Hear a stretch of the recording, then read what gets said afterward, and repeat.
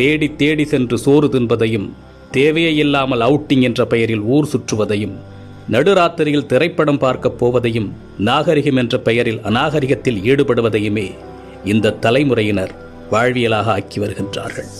உணவு திருவிழா என்று அறிவித்தால் காசையும் கொடுத்துவிட்டு தட்டை ஏந்தி கொண்டு யாசகம் கேட்பது போல் வரிசையில் நிற்கின்றது சமூகம். ஒரு நடிகன் தன்னுடைய வருமானத்தை பெருக்கிக் கொள்ள நள்ளிரவு காட்சிகளை வைக்கின்றார். அறிவை இழந்து குடும்பத்தோடு சென்று கூட்ட நெரிசலில் சிக்கி இறந்து போகின்றார்கள். அதை பற்றி கவலைப்படாமல் தன்னுடைய வசூல் கணக்கை பார்த்து கொண்டிருக்கின்ற ஒரு நடிகனை தலையில் தூக்கி வைத்து வசூல் மன்னன் என்று கொண்டாடி கொண்டிருக்கின்றது இந்த சமூகம். பேசத் தெரியாத குழந்தைகளின் கையில் அலைபேசியை கொடுத்து அதை பெருமையாக பார்த்து ரசிக்கின்றது சமூகம். இரவு 2 மணிக்கு மிட்நைட் பிரியாணியை குடும்பத்தோடு சென்று சாப்பிடுவது கௌரவமாகிவிட்டது.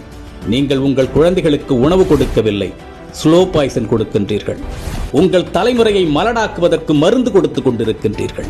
பிள்ளையை பெற்ற பெற்றோர்களே, நம்மில் பலர் பிள்ளைகளை உருவாக்கவில்லை, நிறைய வருமானம் கொடுக்கும் ஜெர்சி மாடுகளை உருவாக்கி கொண்டிருக்கின்றோம்.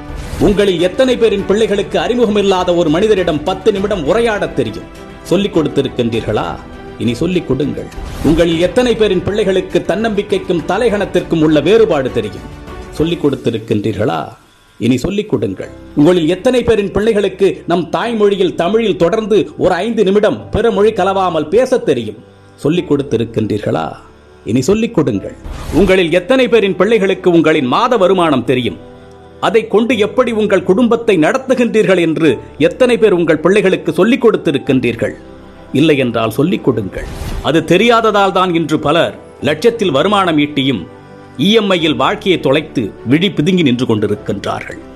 ஆண் பிள்ளைகளோ பெண் பிள்ளைகளோ, உடல் வெட்கம் என்றால் என்ன என்று சொல்லிக் கொடுங்கள். 10 வயதில் அணியும் ஆடையது, பருவ வயதில் அணியும் ஆடையது, படுக்கையில் அணியும் ஆடையது, பொதுவெளியில் அணியும் ஆடையது என்று வேறுபாடுகளை சொல்லிக் கொடுங்கள். நம்மில் பல பேரின் பிள்ளைகளுக்கு ஐபோனின் விலை தெரியும், வந்த திரைப்படத்தின் வசூல், வரப்போகும் திரைப்படத்தின் புள்ளி விவரங்கள் எல்லாமே தெரியும். ஆனால் அன்றாடம் நாம் உண்ணக்கூடிய அரிசியின் விலை தெரியுமா? காய்கறிகளின் நிலவரம் தெரியுமா?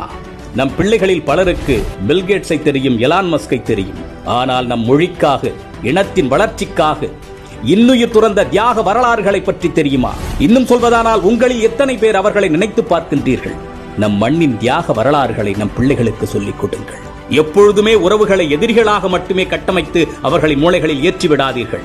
உறவுகளை ஒதுக்கத் தொடங்குங்கள் என்று அவர்களுக்கு நீங்கள் சொல்லிக் கொடுத்து விட்டால், அவர்கள் வளர்ந்து விட்ட பிறகு அவர்கள் ஒதுக்குகின்ற முதலாவது நபர் நீங்களாக தான் இருப்பீர்கள். வாழ்க்கை என்பது வெறும் கேளிக்கையும் வேடிக்கையும் பணம் ஈட்டுவதும் ஆடம்பரமும் மட்டுமல்ல, அது மன நிறைவாக வாழ்வது.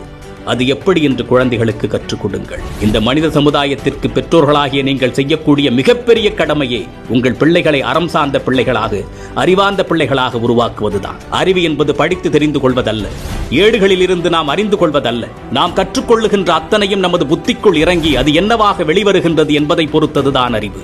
சிந்திக்க தூண்டுவது அறிவு. தன்னுள் எழும் கேள்விகளுக்கு தானே விடை காண்பதுதான் அறிவு. அப்படிப்பட்ட அறிவை உங்கள் பிள்ளைகளுக்கு வழங்குங்கள்.